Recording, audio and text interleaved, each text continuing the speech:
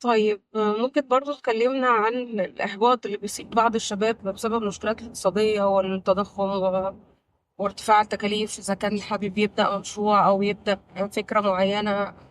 دي برضو شفناها كتير من بعض الشباب يعني. والله هو طبيعي جدا انه يشعر بالاحباط. احنا نفسنا بنشعر بالاحباط.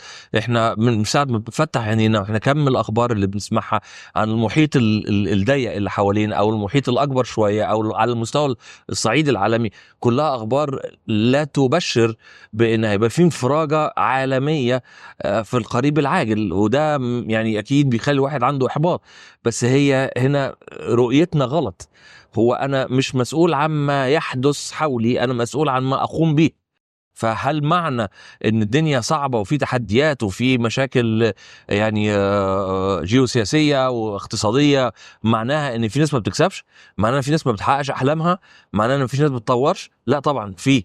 يعني في ظل الشباب اللي احنا بنشتغل معاهم، زي ما بنشوف السواد الاعظم منهم محبط ومتسرع وحاجات زي كده، بنشوف عدد منهم ما شاء الله لا قوة الا بالله، يعني يضرب بيهم المثل برغبتهم في ان هم يبقوا افضل وهم بيتحركوا. ومنهم اللي بيكسب ومنهم اللي بيحقق حاجات كويسة جدا.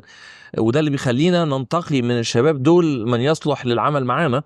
ومعانا مجموعة رائعة جدا من الشباب اللي بيشتغلوا معانا، اللي أنا أتنبأ لهم بإذن الله لو فضلوا بالحماس ده وما طفوش، ولو عندهم رغبة واستعداد في إن هم يحسنوا بعض السلوكيات. أنا بقولش هي سلوكيات غلط، بس هي محتاجة تتطور.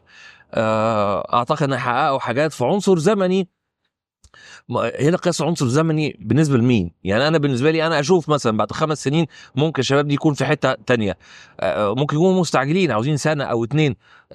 لازم يكون في يعني قياس منطقي وواقعي. فالطبيعي ان لازم الناس تبقى عندها نسبه كبيره من الاحباط بكل الفئات مش الشباب بس. لكن ده مش معناه ان احنا نقعد نستسلم للاحباط دوت وما نشتغلش وما نحاولش ان احنا نحسن الظروف المعيشيه بتاعتنا. في ناس بتعمل حاجات حلوه، وطالما في حد عنده القدره فمعناه ان الاخرين يقدروا. بس اختيار الطريق واختيار الرفيق واختيار ال المسار اللي يعني هسلكه. وكان في بعض الاوقات هيبقى صعب عليا ان انا اقبل حاجات معينه لانها تقيله على قلبي. بس طب ماشي، يعني هتقبلها وتستحملها ولا لا هتفضل يعني مستسلم للي بيحصل حواليك؟